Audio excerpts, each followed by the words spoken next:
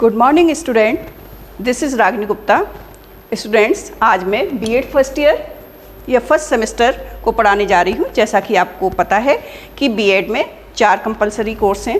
पहला है philosophical perspective of education, ठीक है। दूसरा है सोशोलॉजिकल पर्सपेक्टिव ऑफ एजुकेशन।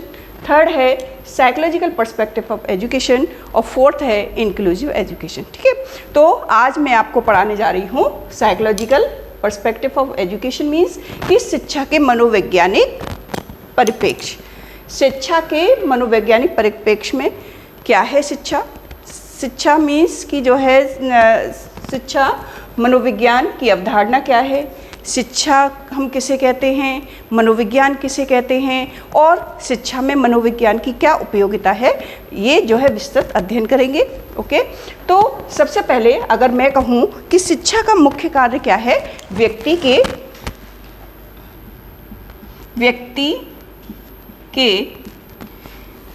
व्यक्तित्व का विकास,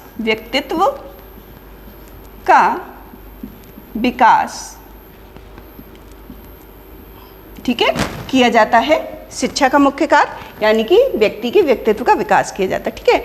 इसी तरह से मनोविज्ञान क्या है? व्यक्ति के व्यवहार का उचित निरीक्षण, विवेचन और विश्लेषण करके व्यक्ति का विकास किया जाता है।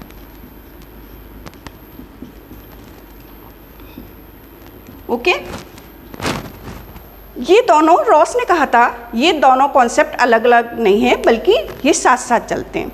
ओके, तो यानी कि शिक्षा को हम अलग नहीं कर सकते, मनोविज्ञान को अलग नहीं कर सकते, क्योंकि मनोविज्ञान के जितने सिद्धांत हैं उसी के द्वारा व्यक्ति का व्यक्तित्व का विकास हो सकता है। शिक्षा मनोविज्ञान, अगर हम कहें शिक्षा मनोविज्ञान क्या है? शिक्षा मनोविज्ञान की वह शाखा है जिसमें अध्ययन किया जाता है कि शैक्षिक वातावरण में मनुष्य कैसे सीखता है।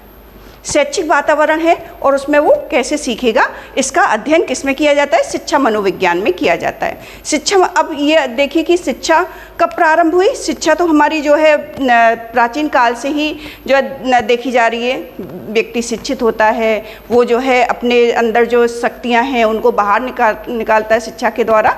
इसी तरह से शिक्षा मनोविज्ञान का प्रारंभ सबसे पहले प्लेटो ने किया, रूसो ने किया, उसके बाद थॉर्नडाइक,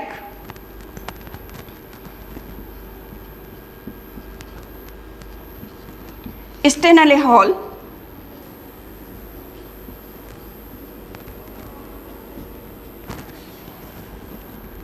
जुड शिक्षा शास्त्री रहे हैं, ठीक है। इसी तरह से टर्मन, इन्होंने इसको उचित जो है दिशा प्रदान की। प्रारंभ किसने किया? शिक्षा मनोविज्ञान का प्रारंभ सबसे पहले प्लेटो के समय से हुआ, उसके बाद रूसो ने आगे बढ़ाया, उसके बाद इसकी उत्पत्ति सन 1900 में हुई।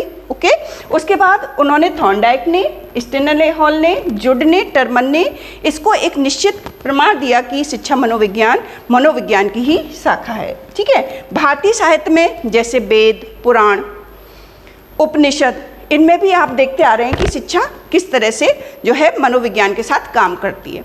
इसी तरह से प्राचीन ग्रंथ हैं, उसमें मनुष्य के जो मानवीय संवेग हैं, व्यवहार है, उनका अध्ययन, उनके जो साथ में समस्याएं थी व्यवहार में, मनुष्य के व्यवहार में जो समस्या थी वो उनका समाधान भी ग्रंथों में हमें पाया जाता है, ठीक है। तो आज मैंने बताया जैसा कि जो है शिक्षा क्या है, शिक्षा का मुख्य कार्य व्यक्ति के व्यक्तित्व का विकास है।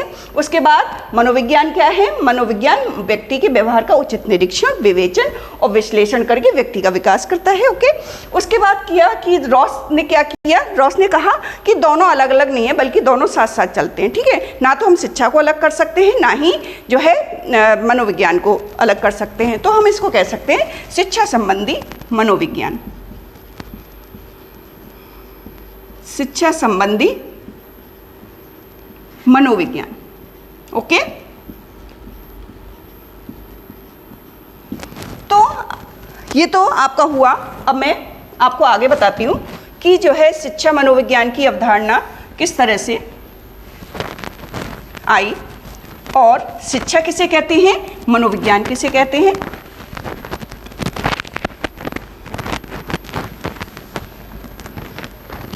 शिक्षा शब्द की उत्पत्ति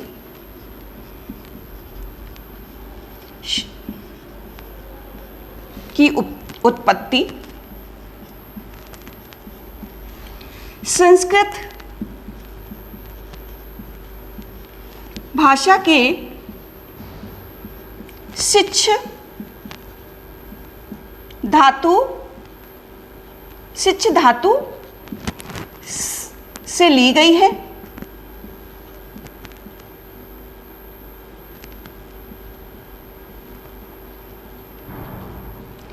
सिच्छ मीन्स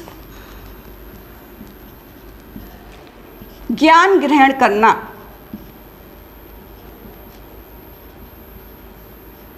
ओके,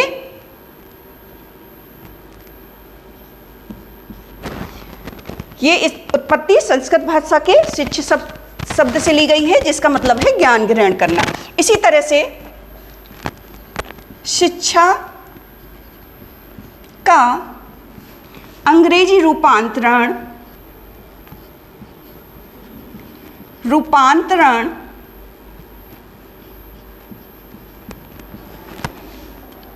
एजुकेशन है।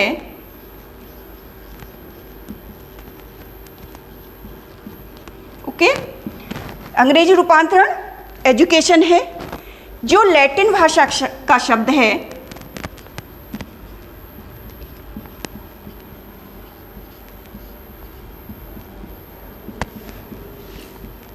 के शब्द से लिया गया है, लैटिन भाषा के शब्द से लिया गया है। लैटिन भाषा के शब्द क्या हैं? एजुकेशन मीन्स शिक्षित करना,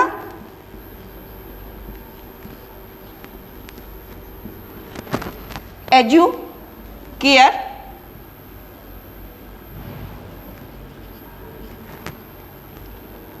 सामने लाना,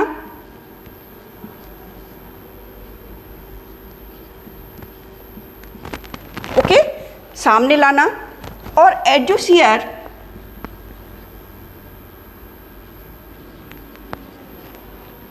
विकसित करना।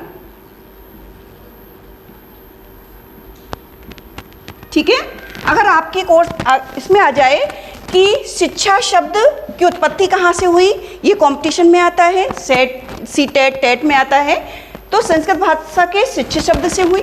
ठीक है, उसके बाद इसका मतलब है कि ज्ञान ग्रहण करना। ठीक है, शिक्षा का मतलब है ज्ञान ग्रहण करना। इसी तरह से शिक्षा का अंग्रेजी रूपांतरण है एजुकेशन। एजुकेशन जो है लैटिन भाषा का शब्द है, जो किससे उत्पत्ति हुई? एजुकेशन मीन्स शिक्षित करना, सामने लाना, एजुचियर और एजुकेयर। ठीक है, ये तीनों शब्द हैं जिससे इसकी उत्पत्ति हुई।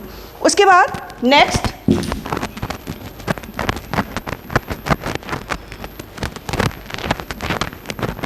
शिक्षा क्या है?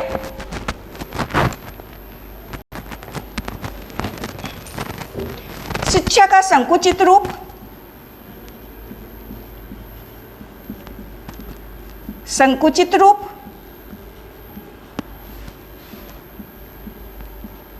यानी कि शिक्षा का संकुचित रूप की ये एक तरह से सीमित शब्द है।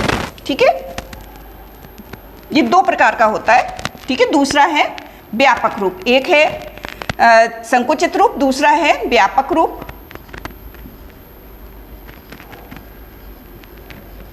संकुचित रूप मीन्स कि सीमित। ओके, और सीमित कैसे? कि स्कूल और कॉलेजों में जो दी जाती है शिक्षा, स्कूली शिक्षा या औपचारिक शिक्षा,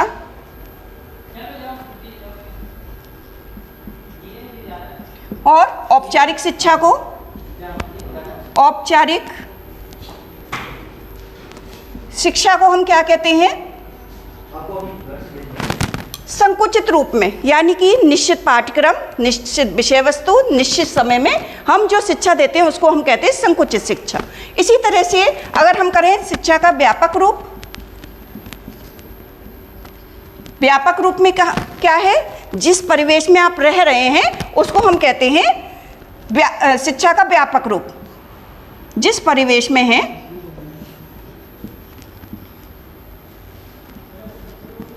वो हमारा, उसी में हम अपने खेल के मैदान में, पास पड़ोस में, मित्र से, अपने जो है दोस्तों के साथ जो हम सीखते हैं उसको हम कहते हैं इसका व्यापक रूप। जहाँ हम रह रहे हैं उसी में हम जो चीज़ें सीख रहे हैं उसमें कोई निश्चित जो है पाठ्यक्रम नहीं होता, निश्चित विषय वस्तु नहीं होती, निश्चित जो है समय नहीं होता। ये कैसी होती है? अनौपचारिक शिक्षा, जिसे हम कहते हैं अनौपचारिक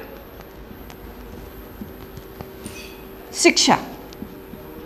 मतलब जहाँ हैं हम वहीं से जो प्राप्त कर रहे हैं उसको कहते हैं इसका व्यापक रूप, यानी कि अनौपचारिक शिक्षा, औपचारिक शिक्षा। ठीक है, आज आपको ये भी क्लियर हो गया। औपचारिक मीन्स एक निश्चित पाठ्यक्रम, निश्चित विषय वस्तु के द्वारा जो सीखी जाती है, और जो अनौपचारिक है हम जिस परिवेश में रह रहे हैं वहाँ हम जो है सीख सकते हैं। ठीक है, तो आज मैंने आपको बताया कि शिक्षा के 2 रूप होते हैं। ठीक है, और ये भी बताया कि शिक्षा क्या होती है। अब अगली क्लास में मैं आपको बताऊंगी मनोविज्ञान क्या होता है। ओके।